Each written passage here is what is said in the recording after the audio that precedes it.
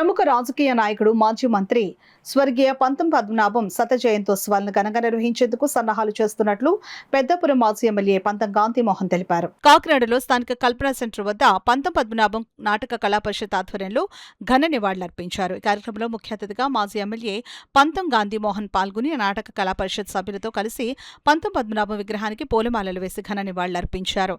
ఈ సందర్భంగా మాజీ ఎమ్మెల్యే పంతం గాంధీమోహన్, జనసేన నాయకులు ఆకుల వెంకటరమణలు మాట్లాడుతూ త్వరలో పంతం పద్మనాభం 100 సంవత్సరాల జయంతి వేడుకలను ఘనంగా నిర్వహించడం జరుగుతుందని తెలిపారు. పంతం పద్మనాభం నాటక కళా పరిషత్ ఏర్పాటు చేయడం జరిగిందని అన్నారు. 1960 నుంచి 2000 వరకు రాజకీయాల్లో ఉండి ప్రజలకు అనేక సేవలను అందించడం జరిగిందని తెలిపారు. పంతం పద్మనాభం తన ఆస్తిని పేద ప్రజలకు దానం చేయడం జరిగిందని అన్నారు. పంతం పద్మనాభం జయంతి వేడుకల్లో భాగంగా కాకినాడ సూర్యకళా మందిరంలో రాష్ట్ర స్థాయి నాటక పోటీలు నిర్వహించడం జరుగుతుందని తెలిపారు. ఈ కార్యక్రమంలో పంతం పద్మనాభం నాటక కళా పరిషత్ అధ్యక్షుడు బుర్రా పద్మనాభం, నేమం పెద్దబాబు, వెంకన్నబాబు, సత్యనారాయణ తదితరులు పాల్గొన్నారు. వెంకటరమణ గారు చెప్పడం జరిగింది. రాబోయే నవంబర్ నెలలో పద్మనాభం గారిది జయంతిని పురస్కరించుకుని కాకినాడలో శత జయంతి జరుపుకోవడానికి ఇక్కడ నాటకాల పరిషత్ చేయడం జరుగుతుంది. దానికి అందరూ కూడా మీడియా వారు, మరి నాయకులు, అలాగే కళాకారులు అందరూ వచ్చేయాలని, ఆ పరిషత్ని దిగ్విజయం చేయాలని కోరుకుంటూ పంతం పద్మనాభం గారి కోసం చెప్పాలంటే ప్రతి సంవత్సరం ప్రత్యేకించి మనం చెప్పక్కర్లేదు. ఎందుకంటే ఆయన ఒక మహనీయుడు. ఇక్కడ రాజకీయాల్లో ఈ జిల్లాలో ప్రతి రాజకీయ నాయకుడికి ఆయన ఒక స్ఫూర్తిదాయకం. అటువంటి వ్యక్తి నీతి నిజాయితీ గల వ్యక్తి. అప్పుడు మంత్రి కింద చేసి, మరి డిసిసి ప్రెసిడెంట్ చేసి, ఎమ్మెల్యేగా చేసి, కరప్షన్ అంటే తెలియని వ్యక్తి పంతం పద్మనాభం గారు. మరి ఆయన పంతం పద్మనాభం నాటక కళాక్షేత్రం గద్దనాపల్లిలో స్థాపించి సరిగ్గా ఈ రోజుకి 27 సంవత్సరాలు అయ్యింది. ఆ మహానుభావుడు ఈ తెలుగు రాష్ట్రాల్లో ఎందరో కళాకారులకి మరి ఆయన ఎంతో ప్రోత్సహించి వాళ్ళని పైకి తీసుకురావడం జరిగింది.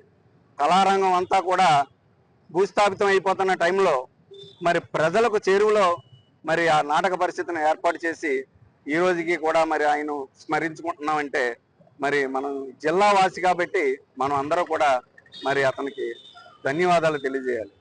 అలాగే ఈ సంవత్సరం మరి శత జయంతి సందర్భంగా మరి మొన్న మేము సిల్వర్ జూబ్లీ చేద్దారనుకున్నాం.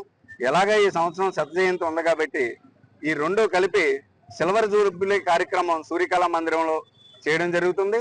మరి రాష్ట్రం నుంచి అందరూ కళాకారులు, అభిమానులు మరి ఇక్కడికి వచ్చి ఈ కార్యక్రమాన్ని జయప్రదం చేస్తారని కోరుతూ మరి ఈ కార్యక్రమానికి విచ్చేసిన పెద్దలందరికీ మరొకసారి నా నమస్కారాలు తెలియజేసుకుంటున్నాను. ఇక్కడ కార్యక్రమం ఏంటంటే యాక్చువల్గా ఆయన మమ్మల్ని, ఈ ప్రజల్ని, ఈ రైతుల్ని, సహచరులందరినీ, కుటుంబ సభ్యుల్ని, వారి కుమారుడైనటువంటి గాంధీమోహన్ గారిని వదిలి వెళ్ళిపోయినటువంటి రోజు. ఒకసారి ఆయన సంస్మరించుకుందామని అనుకున్నాం. ఈ రోజు ఆయన వర్ధంతి యాక్చువల్గా. అయితే ఈవేళ ఒక చిన్నపాటి మీ విలేకరులతో మేము పంచుకోవాల్సింది ఏంటంటే శత జయంతోత్సవాలు చాలా ఘనంగా ఆయన 100 సంవత్సరాల పుట్టినరోజు వేడుకలు చాలా త్వరలో ఉన్నాయి. కుల మత వర్గ రాజకీయాలకు అతీతంగా. అంటే మీకు ఫర్ ఎగ్జాంపుల్ ఈ జిఎంసి బాలయోగ్ గారు నా రాజకీయ తొలుగురు పంతం పద్మనాభం చెప్పేవారు. వారి అబ్బాయి అయినటువంటి మరి గిరీష్ మాధుర్ ఎంపీ గారిని, యనమల రామకృష్ణ గారి అమ్మాయి యనమల దివ్య గారు. అంటే ఎందుకు చెప్తానంటే ఇంకా పార్టీలు రాజకీయాలతో సంబంధం లేదు.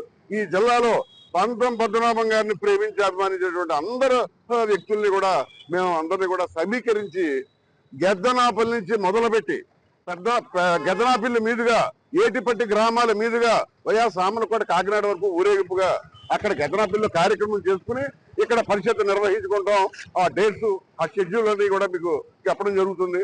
మరి ఆ మహనీయుని స్మరించుకునేటువంటి అవకాశం మరొకసారి మీ అందరూ కూడా ధన్యవాదాలు.